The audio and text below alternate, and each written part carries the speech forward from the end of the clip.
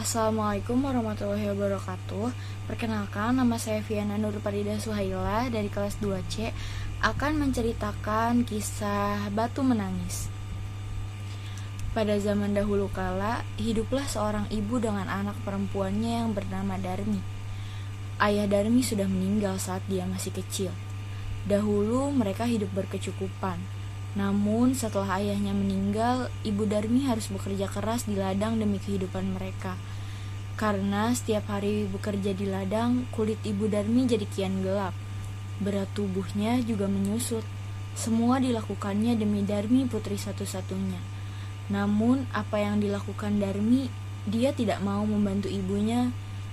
Kerjanya setiap hari hanya berdandan. Dia juga enggan keluar rumah karena takut kulitnya gelap seperti ibunya. Suatu hari, ibu Darmi hendak bekerja di ladang. Dia akan bekerja sampai sore hari, sebab musim panen sudah tiba. Dan ibunya berkata pada Darmi, "Darmi, bisakah kamu memasak hari ini, nak? Ibu tidak bisa pulang siang ini, karena harus menyelesaikan panen kita. Jika sudah selesai memasak, maukah mengantarkannya ke ladang untuk ibu?" ucap sang ibu. Darmi yang sedang menyisir rambutnya yang indah pun terkejut. "Tidak mau, Bu. Jika aku memasak, rambutku bisa bau tungku. Aku kan habis keramas. Lalu jika aku mengantarkan makan ke ladang, nanti kulitku jadi hitam. Aku kan habis luluran," jawab si Darmi. Ibu Darmi yang mendengar jawaban tersebut hanya bisa menggelengkan kepalanya dengan sedih. Saat di ladang, ibu Darmi bekerja dengan keras. Dia mengumpulkan hasil panen dan besok akan dijualnya ke pasar. Sang ibu bekerja keras tanpa mempedulikan perutnya yang lapar. Saat lelah, dia beristirahat sambil meminum air kendi yang dibawanya.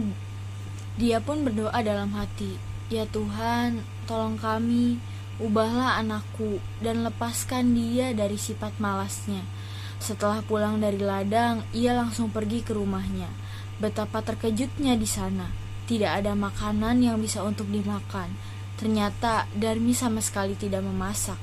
Darmi yang melihat ibunya pulang malah marah-marah. "Ibu ini kemana saja sih? Masa tidak ada makanan di rumah? Aku kan lapar, seharian tidak makan," ucap Darmi.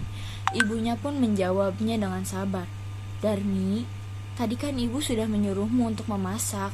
Darmi yang mendengar jawaban itu langsung pergi meninggalkan ibunya yang kelaparan dan juga lelah. Keesokan harinya, ibu Darmi sudah bersiap dengan hasil panennya. Dia akan pergi ke pasar.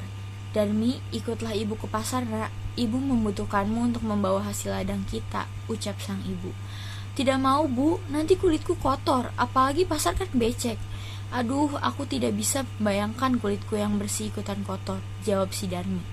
Akhirnya ibu ke pasar sendiri dengan membawa hasil ladang itu. Sorenya, ibu Darmi membawa uang hasil panen. Tidak terlalu banyak, tapi cukup untuk membeli kebutuhan beberapa hari.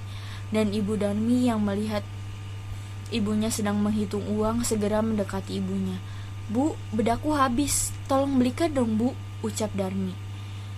"Iya, ibu belikan. Tapi kamu harus ikut supaya ibu tidak salah beli," jawab sang ibu. Akhirnya Darmi dengan terpaksa ikut ibunya pergi ke pasar. Dengan menggunakan payung, tapi dia berbisik kepada ibunya, "Bu, nanti kita jalannya jangan berdampingan. Ibu di belakangku saja." Mendengar hal itu, ibunya pun bertanya, "Kenapa, Darmi?" Tanpa memberikan alasan, Darmi pun tetap memaksa ibunya untuk berjalan di belakangnya.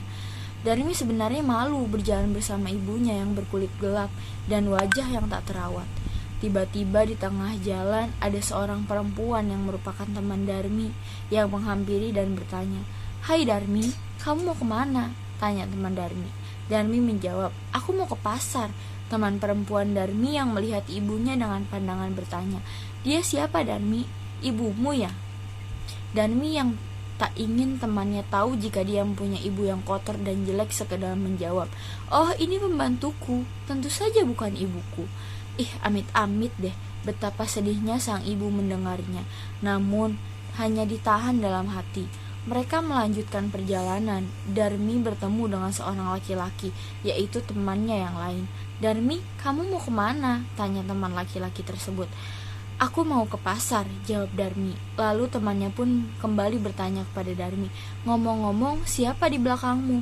Dia ibumu? Dengan segera Darmi langsung menjawab, bukan, dia bukan ibuku, tetapi pembantuku, ucap Darmi. Sungguh hati Ibu Darmi semakin sedih melihat anaknya yang begitu tega mengakui dirinya sebagai pembantu. Namun sekuat tenaga dia berusaha menahannya. Sampailah Darmi dan ibunya di pasar saat mereka akan memasuki pasar lagi. Lagi-lagi dia bertemu dengan temannya yang lain. Darmi dan temannya melakukan pembicaraan yang sama seperti teman-teman sebelumnya dan mengakui ibunya sebagai pembantu. Ibu Darmi tak kuasa menahan air mata. Dia sudah tidak tahan lagi dengan apa yang dikatakan anaknya itu. Maka dia pun berdoa dalam hati, ya Tuhan, hamba sudah tidak kuat lagi dengan sikap anak hamba. Tolonglah hukum dia agar menjadi jera. Setelah selesai berdoa, tiba-tiba Darmi menjerit, ibu, kenapa aku? Ada apa dengan kakiku? Kenapa tidak bisa digerakkan lagi? Ucap Darmi. Sedikit demi sedikit pun menjadi batu. Ibunya menangis pilu. Maafkan aku nak, ini semua karena perlakuanmu terhadap ibu, ucap ibu sambil menangis. Ampun bu, ampun bu, Darmi tidak akan mengulanginya lagi, ucap Darmi. Darmi pun menangis dan merintih kesakitan sambil meminta ampunan kepada ibunya. Sayang, semua tak bisa kembali. Darmi pun tetap menjadi batu. Dia harus menanggung hukuman atas perbuatannya karena durhaka terhadap ibunya yang sudah merawat dan menjaganya hingga dia besar. Batu Darmi itu lalu dipindahkan oleh orang-orang dan disandarkan di tebing hingga sekarang. Dan batu itu sampai sekarang masih ada di Kalimantan Barat dan dinamakan Batu Menangis. Itulah cerita rakyat Kalimantan Barat, Batu yang Menangis. Terima kasih. Wassalamualaikum warahmatullahi wabarakatuh.